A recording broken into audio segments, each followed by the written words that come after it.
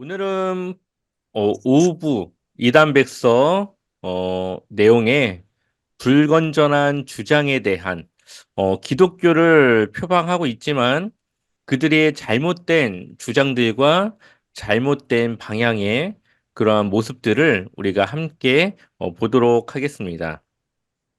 신사도 운동이라는 거 혹시 들어보신 적 있으실까요? 아니요? 네, 안 들어보셨나요? 네. 네, 신사도 운동은 음, 많은 교회에서 많은 교회라기보다는 여러 교회에서 표방하고 있고 따르고 있고 이것이 잘못된 교회를 교회의 방향성을 가지고 가게 하는 그러한 일들을 합니다. 신사도 운동이라는 것은 어, 예수님 당시 예수님이 죽고 나서 제자들이 사도라고 불리지 않았습니까? 그것을 오늘날 그러한 사도가 존재한다라는 그러한 사상으로 이제 새로운 사도의 운동을 신사도 운동이라고 이야기를 하는데요. 어, 그냥 신사도 운동 이런 게 있구나 정도로만 이제 여러분들은 이해하시면 되겠습니다. 일단 신사도 운동은 대한예수교 장로회 합신 그리고 고신이 참여 금지. 그러니까 이런 교회는 가지 말아라. 이제 뭐 경계하라. 뭐 이런 식의 이제 보호 조치를 취한 운동입니다. 또한 한국 기독교 장로회 산하 목회와 신학 연구소가 불건전한 신학이라고 교단 총회에 보고한 사상입니다. 그러니까 신사도 운동이라는 것은 우리의 신앙에 좋은 영향을 끼치지 않는 그러한 불건전한, 좋지 못한 그러한 운동이라고 볼 수가 있습니다. 신사도 운동은 예전부터 빈야드라고 하는 그러한 운동이라고 있었는데, 그때부터 있어 왔던 것이고요. 근대에 와서 플러 신학교는 굉장히 유명한 미국의 신학교인데, 교회 성장학자였던 피터 와그너, 굉장히 유명한 신학자입니다. 이 피터 와그너가 이 신사도 운동의 주창자, 그러니까는 이것을 앞장서서 주장한 사람입니다. 교회 성장학과 그런 무슨 영성과 관련된 그런 책들도 많이 쓰고 했는데 결국은 잘못된 방향으로 이제 나아가게 됐고 이 사람이 그동안에 기존에 있었던 여러 가지 신학들과 그런 것들을 정립해서 하나의 신학적인 운동으로 이것을 어, 발표하고 이렇게 정립한 그 사람이 대표적인 사람이 이 피터 와그너라고 하는 사람입니다. 자, 이 사람들은 사도와 선지자가 지금의 시대에도 존재한다라고 이야기를 합니다.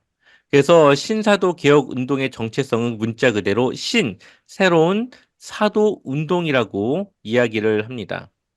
그래서 성경 시대, 예수님이 이제 승천하시고 난 이후에 있었던 사도들, 그리고 구약의 선지자와 같은 그런 역할의 사람들이 현 시대에도 지금 우리가 살아가는 이 시대에도 존재한다라고 주장하는 것이 이들이 말하는 신사도 운동의 핵심입니다.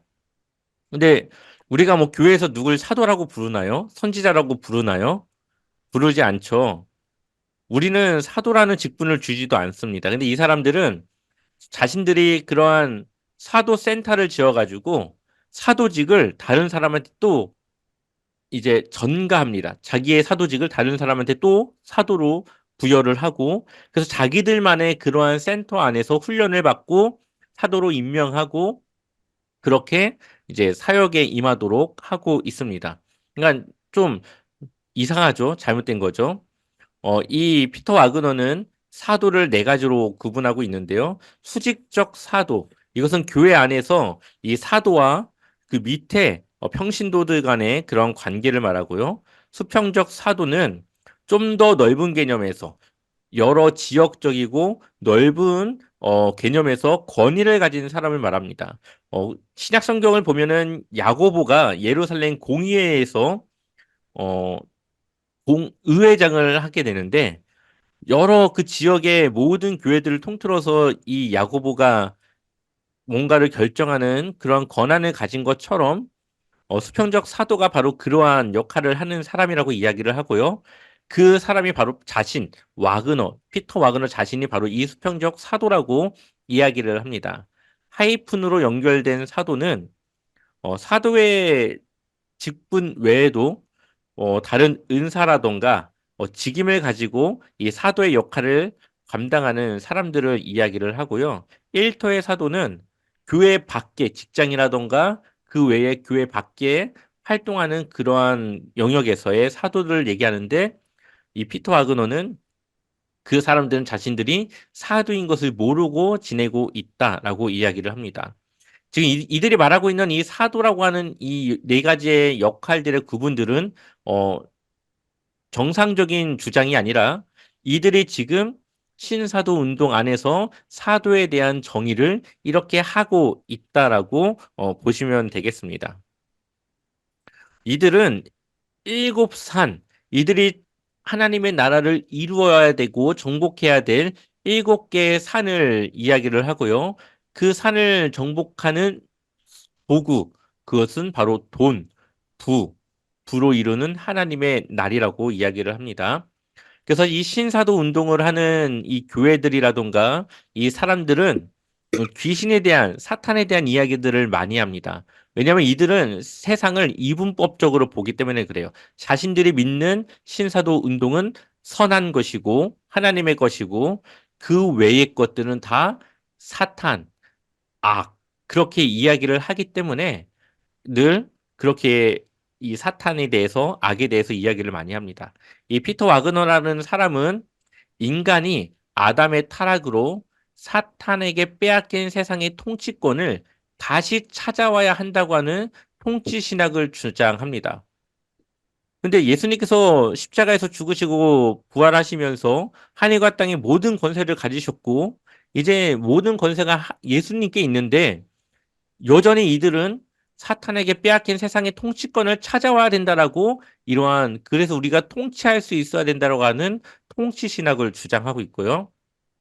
또한 신사도 운동은 세상을 종교, 가정, 교육, 정부, 미디어, 예술, 연애, 비즈니스 등의 일곱 영역으로 나누어서 이것들을 일곱 산이라고 지칭합니다.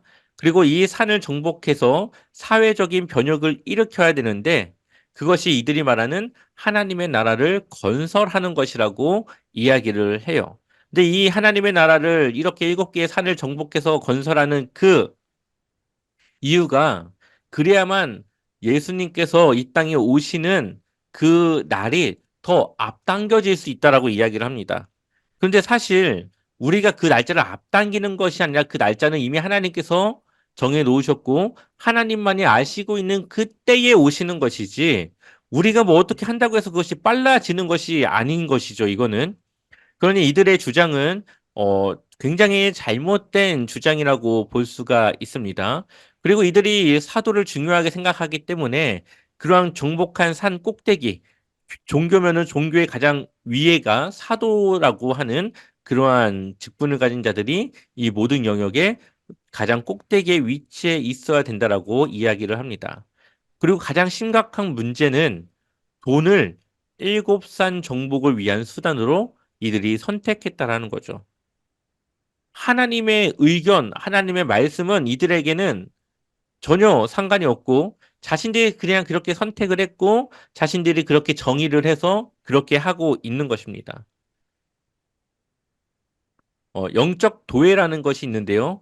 지역을 장악하는 귀신이 있다라고 이들은 이야기를 해요. 그래서 여러분들 혹시 옛날에 땅밟기라고 하는 거 들어보셨나요? 땅밟기? 들어봤던 것 같아요.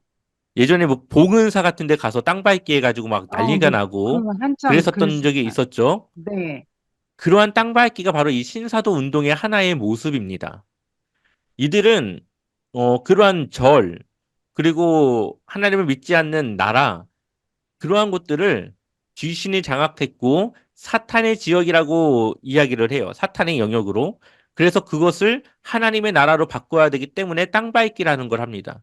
그래서 막 절에 들어가 가지고 기도하고 막 통성으로 기도하고 여기 보면 사진에 이 사람이 손 들고 통성 기도를 하고 있는데 여기가 바로 봉은사 절입니다. 봉은사. 그리고 이들이 봉은사 앞에 그 법당 앞에서 다 같이 이제 통성으로 기도하면서 찬송을 막 부르는 이러한 행위를 땅밟기라고 하는데 이 곳에 있는 지역을 무찔러서 하나님의 나라를 이 땅 여기에다가 세운다라고 하는 그러한 의미지만 이것은 굉장히 잘못된 생각이고 잘못된 방법인 거죠. 우리가 맞다고 해서 다른 타 종교를 이렇게 무시하거나 이렇게 우리의 것만 주장해서는 안 되는 겁니다. 이들의 잘못된 이러한 사상과 운동들은 이렇게 타 종교라던가 아니면 타 지역, 다른 나라의 그곳에 아주 좋지 못한 그러한 위험성과 잘못된 일들을 지금 이들이 하고 있는 것이라고 볼 수가 있습니다. 그래서 영적 도회라는 것은 이 세상을 하나님이 지배하는 영역, 하나님이 지배하는 영역은 자신들의 신사도 운동을 하는 교회라든가 단체들을 이야기하겠죠. 그리고 사단이 지배하는 영역으로 나누어서 소위 영적 지도, 그러한 영적 지도를 만들어 놓은 것을 영적 도회라고 말을 하고요. 기도와 찬송으로 지역의 귀신을 무찌르는 것이 땅밟기다라고 이야기를 합니다. 한국의 많은 교회와 유명 선교 단체들이 땅밟기를 합니다. 대표적으로 인터콥이라고 하는 선교 단체가 있는데 인터콥이 바로 이 신사도 운동의 모습을 가지고 있는 선교 단체고요. 찬양 인도자 학교, 바로 여기가 봉은사, 이 절에 가서 땅밟기를 했던 단체인데 이러한 곳들이 지금 신사도 운동의 어, 그런 모습들로 사역을 하고 있다라고 볼 수가 있습니다. 그 외에도 대형 교회들이라던가 많은 교회들이 이러한 신사도 운동에 참여하고 있습니다. 우리가 몇 주 전에 보았던 사랑하는 교회 혹시 기억나시나요? 변승우 목사의 사랑하는 교회가 있는데 그 교회가 바로 이 신사도 운동을 통해서 굉장히 많은 성도가 모였고 부흥을 했다라고 이야기하지만 그 부흥이라고 하는 것은 우리가 바라고 우리가 원하는 그런 부흥의 모습은 아닌 거죠. 그래서 이 신사도 운동을 하는 교회들 같은 경우에는 이 집회 같은 거를 할 때에 신사도 운동에 관련된 그런 목사라던가 그런 예언자들 그러한 뭐 사역자들을 청빙을 해서 그들을 통해 여러 가지 집회를 통해 그런 일들을 하게 됩니다. 다음 부분에서 같이 좀 보도록 할게요. 그러나 영적 도회와 지역 귀신론은 성경이 아닌 순전히 피터 와그너의 경험에서 도출된 사상이라고 주장하고 있습니다. 그러니까 이들에게 있어서 성경은 성경대로 있고 이들은 직통계시라던가 하나님께서 주시는 그러한 선지자를 통해서 주시는 예언의 말씀이 있다라고 믿고 있어, 이 사람들은. 그래서 성경만을 가지고 이야기하지 않고 그러한 직통계시라던가 예언된 말씀들을 성경 위에 두어서 이야기를 합니다.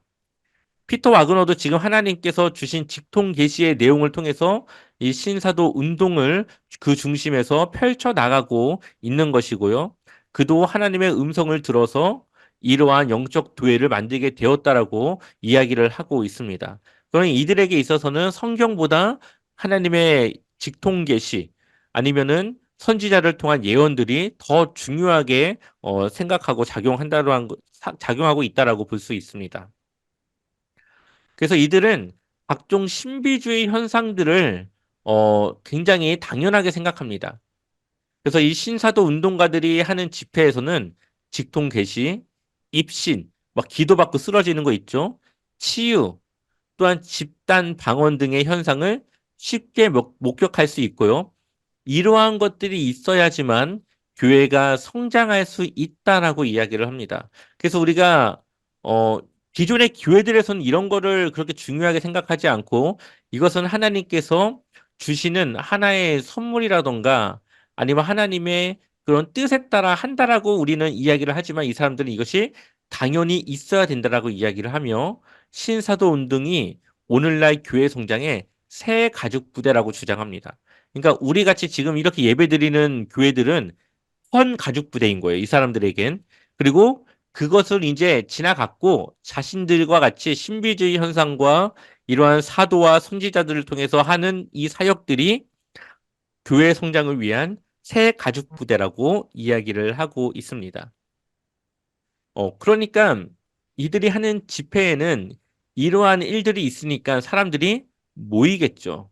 뭔가 신비한 힘이 있는 것 같고 능력이 있는 것 같으니까 사람들이 당연히 모이겠죠. 아픈 사람들 치유받기 위해서 당연히 모이겠죠. 하지만 이러한 신사도 운동과 관련된 교회들 안에 과연 예수님을 통한 구원의 메시지와 그러한 구원을 받을 만한 그러한 말씀적 능력이 있는지 우리는 한번 생각해 보아야 할 것입니다. 자, 신사도 운동 아니면 신사도적 운동, 어떤 단체가 신사도 운동을 하는 것인지 따져보려면 제일 먼저 사도직을 인정하는지 살펴야 한다. 그러니까는 그 교회는 현 시대에 사도가 존재한다라는 것을 인정하는 교회라면 그 교회는 신사도 운동에 속한 교회라고 볼 수가 있다라는 거죠. 중요한 것은 사도직을 인정하지 않는다면 신사도 운동이라고 보기 어렵습니다. 그러나 사도를 인정하지 않아도 많은 부분 신사도 운동과 유사점이 있다면 뭐 땅밟기를 한다던가 아니면 앞서 말했던 신비적인 그런 현상들을 당연하게 생각하고 그것을 중요하게 다루면서 그것을 막 하려고 하는 그런 교회들 그러한 교회들이 있다면 그 교회는 신사도 운동은 아니지만 신사도적 운동을 하고 있는 교회라고 표현할 수 있다라고 이야기를 합니다. 네, 두 번째로는 킹 제임스 성경 유일주의, 말씀 보존 학회와 사랑 침례 교회에 대한 내용을 함께 나누고자 합니다. 혹시 킹 제임스 성경 들어보셨나요?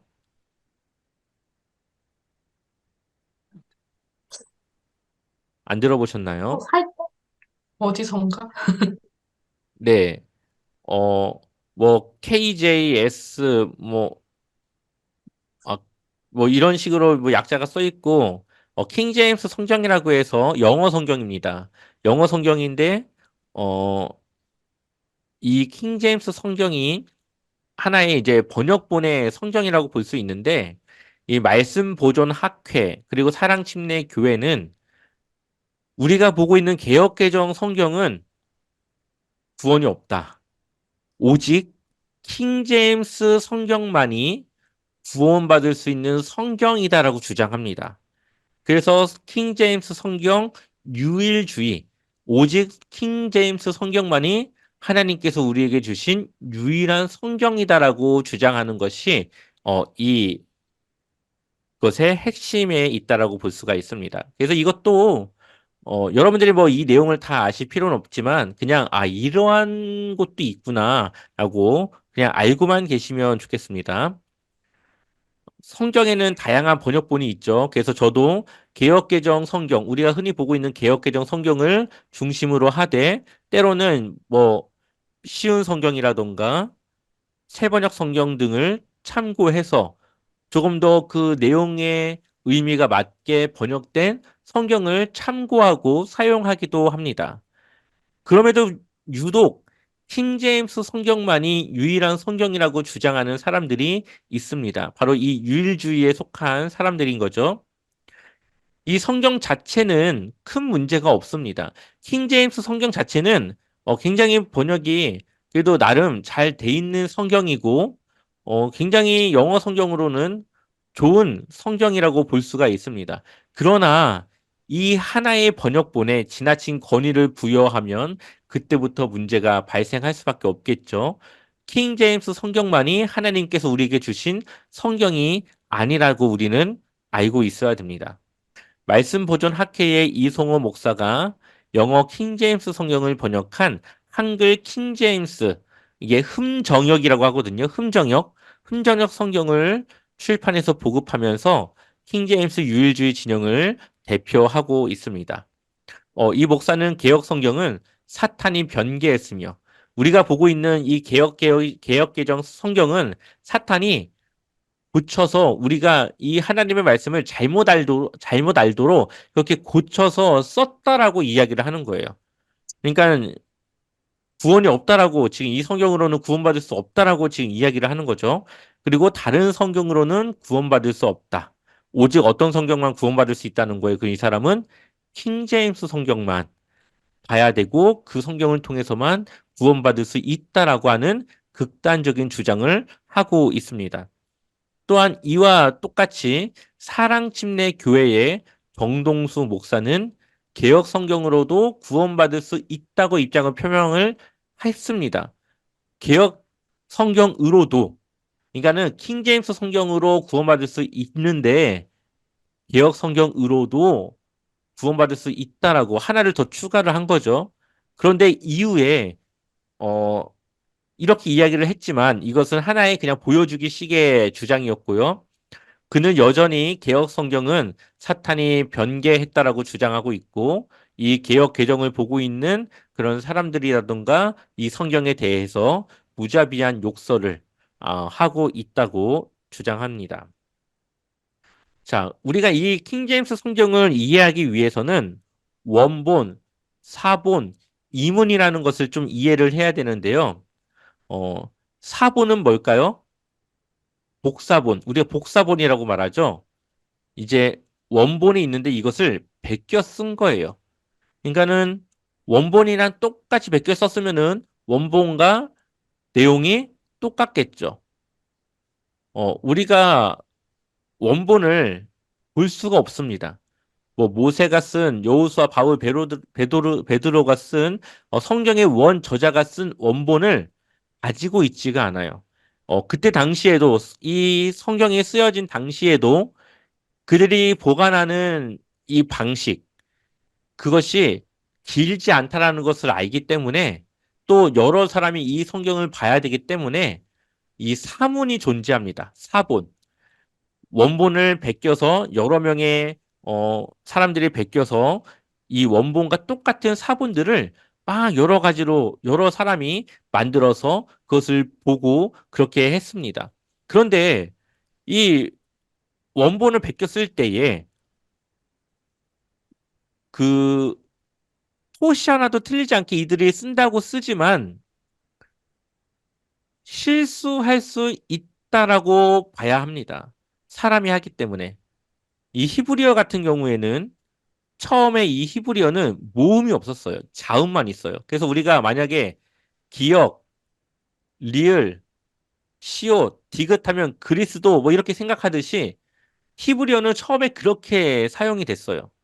그래서 뭐 기역, 니은, 디귿, 리을 이런 식으로만 써 있었는데 후대에 가서 그것을 읽지를 못하니까 모음을 붙여서 이제 쓰게 됩니다. 근데 이 히브리어 모음이 점 하나가 있고 없고에 따라서 발음이 달라지고 뜻이 달라져요.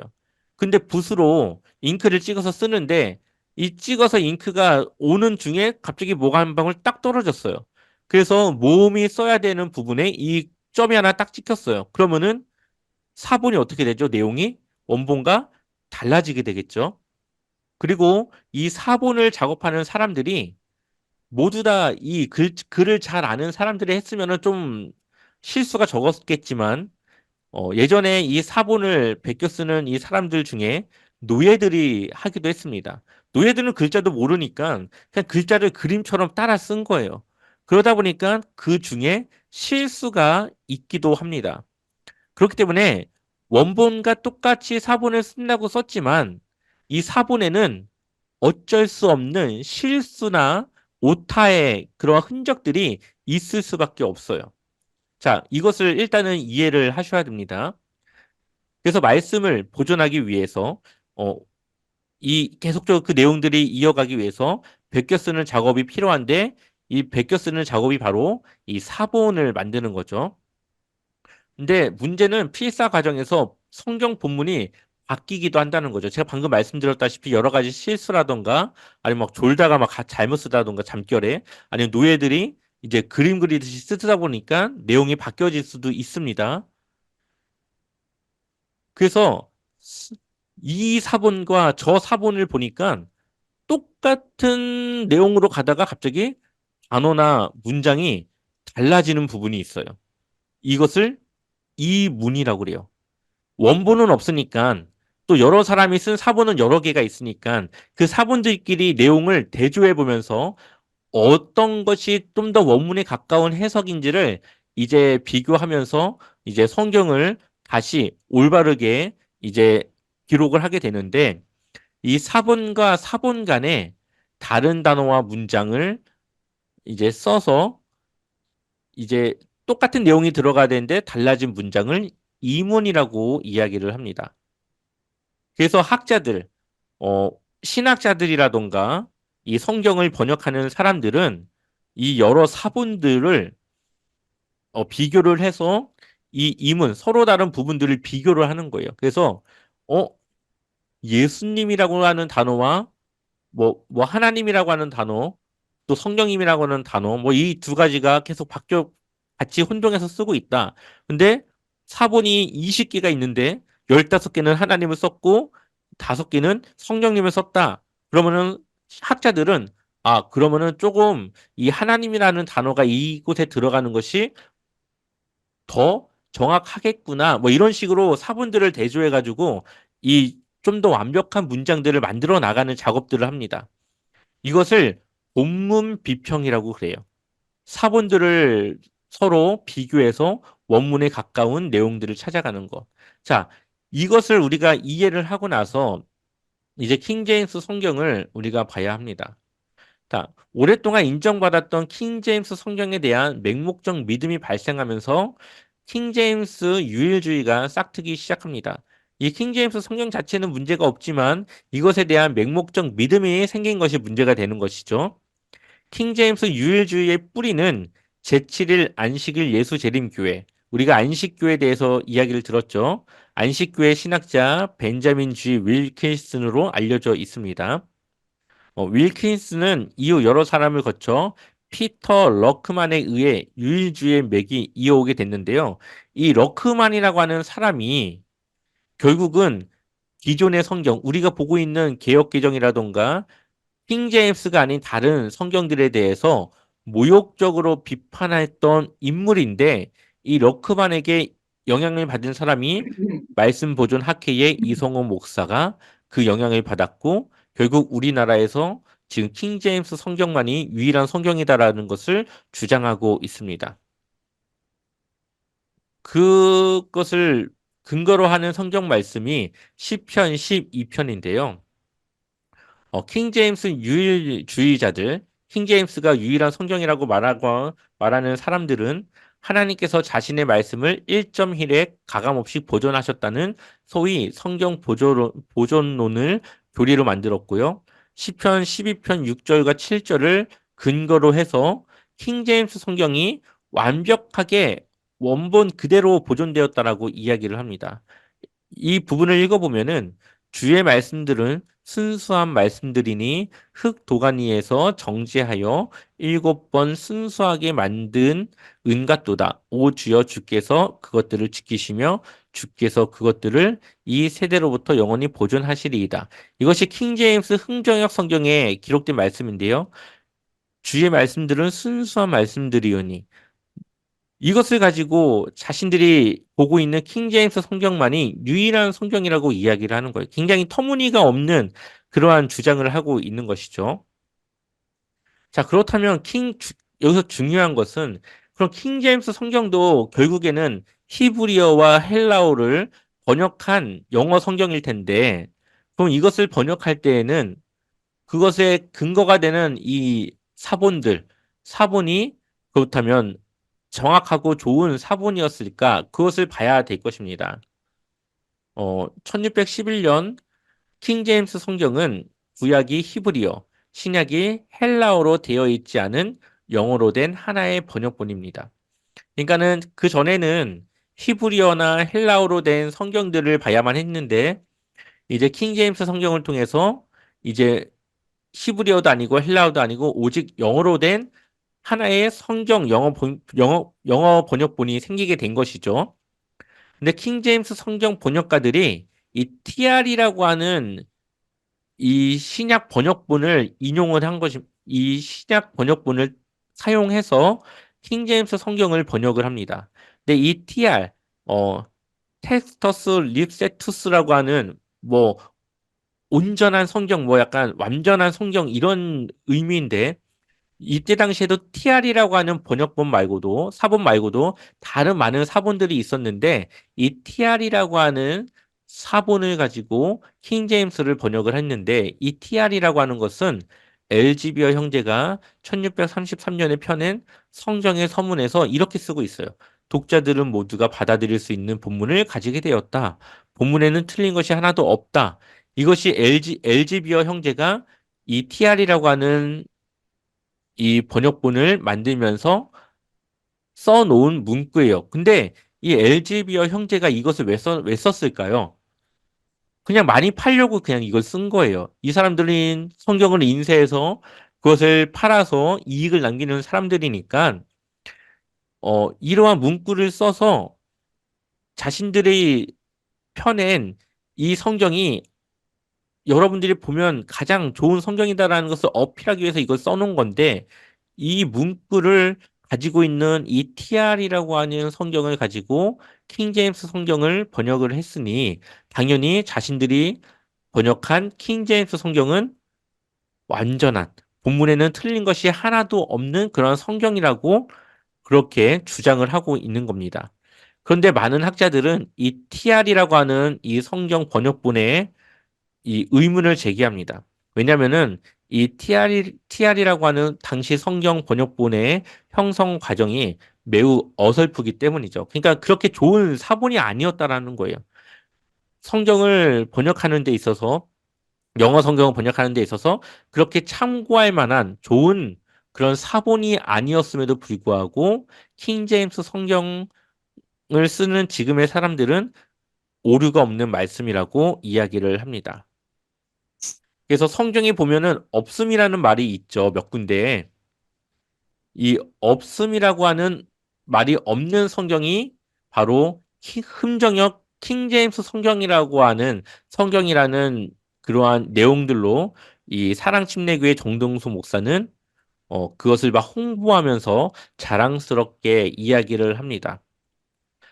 이 정동수 목사는 개역개정 성경 등은 번역 과정에서 본문을 고의로 누락 혹은 삭제, 그러니까 고의로 누락하고 삭제했기 때문에 없음이라고 하는 부분이 있다라고 이야기를 하는 거예요. 이게 뭐 의도가 있었다 뭐 그런 식으로 주장을 하는 거죠. 그런데 킹 제임스 성경 흠정역이 유일하게 이 없음이라고 하는 부분이 없었기 때문에 온전한 성경이라고 이야기를 합니다. 근데 여러분들 잘 보시면은 이 없음이라고 하는 구절에 어떠한 사본에는 뭐라고 써 있다, 뭐 이런 식으로 써 있는 성경들이 있거든요.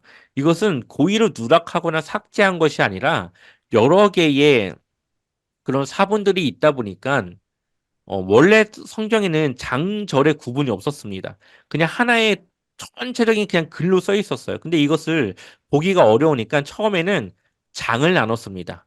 창세기 1장부터 뭐 50장까지 뭐 이런 식으로 장을 나눴는데 그 이후에 15세기와 16세기 사이에 이제는 장뿐만 아니라 절까지도 구분을 하게 됩니다. 성경을 보기 어려우니까 이것을 좀 구분을 시킨 거예요. 어, 이것을 작업한 사람이 이 스테파누스라고 하는 사람인데, 이 사람이 이것을 하고, 그 후에, 그 후대에, 이제 또 새로 발견된 여러 사본들과 또 원문, 비평을 통해서 이 스테파누스가 나누어 놓은 그 장절에 이제 다른 절이 추가가 되거나 아니면 삽입이 되면서 이 없음이라고 하는 부분이 생기게 된 거예요. 그래서 어떤 사본에는 있지만 우리가 보는 어, 개역 개정에는 이 없음이라고 하는 부분이 있습니다. 그래서 이것이 이후에 추가되고 삽입되면서 이 없음이라고 하는 왜냐면은 절을 하나 빼면은 모든 이 성경의 절이라든가 그런 게 다 또 수정이 돼야 되니까 그냥 그것은 그대로 놓고 없음이라고만 그 비어진 칸을 채워 놓은 거예요. 이런 식으로 이 후대에 작업이 된 건데 이것을 나쁜 의도로 그런 것처럼 이제 주장을 하고 있는 것이죠. 이러한 부분들에 의해서 킹제임스 유일주의는 이단으로 판명을 하고 있습니다.